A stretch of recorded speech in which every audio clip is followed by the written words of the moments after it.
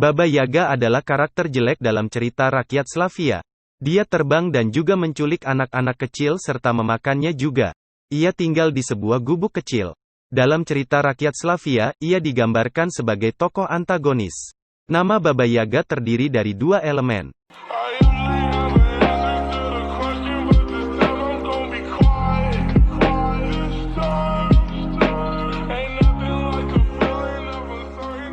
Cerita mitos penyihir Baba Yaga.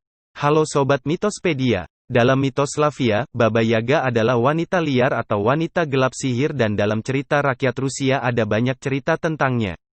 Kisah-kisah ini mungkin datang dari orang-orang yang tinggal di hutan Rusia Utara dan Finlandia bertahun-tahun yang lalu. Mereka memiliki patung batu bernama Yaga. Tentara Rusia yang datang ke daerah itu menyebut mereka Golden Babas. Seringkali patung-patung itu memiliki gubuk-gubuk kecil mereka sendiri, dibangun di atas tunggul pohon, penuh dengan hadiah. Itu adalah patung dewi setempat yang orang-orang minta nasihat. Dia juga memiliki kekuatan untuk memutuskan apa yang terjadi pada orang-orang, agak mirip Baba Yaga. Kata Baba dapat berarti wanita mana saja yang cukup umur untuk menikah. Namun, dalam kisah-kisah itu, Baba Yaga sering digambarkan sebagai penyihir tua yang menakutkan, liar, dengan selera makan yang buruk. Kisah Baba Yaga dan Vasilisa the Fair adalah salah satu dongeng yang terkenal dan memiliki kesamaan dengan dongeng-dongeng rakyat lainnya, seperti Cinderella. Baba Yaga mungkin membela nasib seseorang. Ketika seseorang memasuki gubuk, mereka hidup atau mati tergantung pada apa yang mereka katakan dan lakukan. Beberapa juga mengatakan bahwa Baba Yaga berarti sisi gelap kebijaksanaan, dan karakter Vasilisa berarti sisi terang.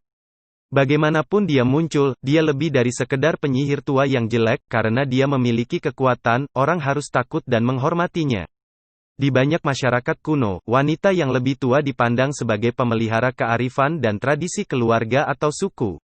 Tidak lagi harus merawat anak-anak, mereka menjadi ibu bagi seluruh masyarakat. Diyakini bahwa para wanita bijak ini memahami misteri kelahiran dan kematian. Mereka adalah tabib dan merawat yang sekarat. Terkadang mereka dianggap memiliki kekuatan hidup dan mati itu sendiri. Kata penyihir dulu berarti bijak. Kemudian, dari abad ke-12, ketika orang mulai percaya pada penggunaan kekuatan sihir untuk kejahatan, orang-orang mulai takut dan membenci wanita bijak ini dengan ramuan dan nasihat mereka. Banyak yang dihukum mati dan gambar perempuan bijak atau penyihir berubah menjadi perempuan tua yang menakutkan, jelek, jahat, mengucapkan mantra jahat, seperti dalam cerita hari ini. Baba Yaga menarik karena, meskipun ia digambarkan sebagai penyihir tua yang menakutkan, ia masih bijaksana dan kuat, liar, kejam tapi terkadang juga baik. Baba Yaga membuat hubungan antara perempuan bijak dari mitos awal dan penyihir rakyat atau dongeng. Seperti kebanyakan penyihir, Baba Yaga bisa terbang tetapi dia tidak menggunakan sapu terbang. Sebagai gantinya, dia duduk di sebuah mortar raksasa, mangkuk untuk menggiling makanan, dengan lututnya hampir menyentuh dagunya. Dia mengemudi sangat cepat melintasi atau di atas lantai hutan, dan menggunakan alu, penggiling, sebagai kemudi yang dipegang di tangan kanannya. Dia menyapu jejaknya dengan sapu terbuat dari birech perak yang dipegang di tangan kirinya. Dimanapun dia muncul, angin liar mulai bertiup, pohon-pohon mengerang dan daun berputar-putar di udara. Rumahnya adalah sebuah gubuk yang jauh di dalam hutan birech, di tempat yang sulit ditemukan, kecuali benang ajaib, bulu atau boneka menunjukkan jalan. Pondok itu memiliki kehidupannya sendiri. Itu berdiri di atas kaki ayam besar dan bisa bergerak. Jendela-jendelanya bertindak sebagai mata dan kuncinya penuh dengan gigi. Pagar pos mengelilingi pondok. Tiang-tiang itu terbuat dari tulang manusia dan dihiasi dengan tengkorak yang rongga matanya menyala menerangi hutan. Sangat sering pondok dijaga oleh anjing lapar, angsa jahat, angsa atau kucing hitam. Gubuk itu bisa berputar dan bergerak melalui hutan.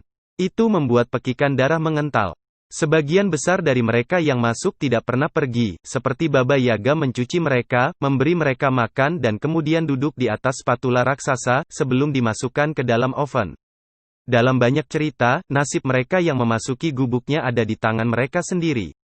Seorang tamu mungkin, atau mungkin tidak, masuk ke dalam oven, tergantung pada bagaimana mereka duduk di spatula. Meskipun dia makan sebanyak 10 pria, Baba Yaga sangat kurus dan kurus, seperti tengkorak. Hidungnya sangat panjang dan bengkok. Mungkin aneh jika ada yang mencari Baba Yaga atau memasuki gubuknya. Namun, dia bijak dan semua tahu, semua melihat dan mengatakan seluruh kebenaran kepada mereka yang cukup berani untuk bertanya. Dia menguasai elemen-elemen api, udara, tanah dan air. Pelayannya yang setia adalah penunggang kuda putih, penunggang kuda merah dan penunggang kuda hitam.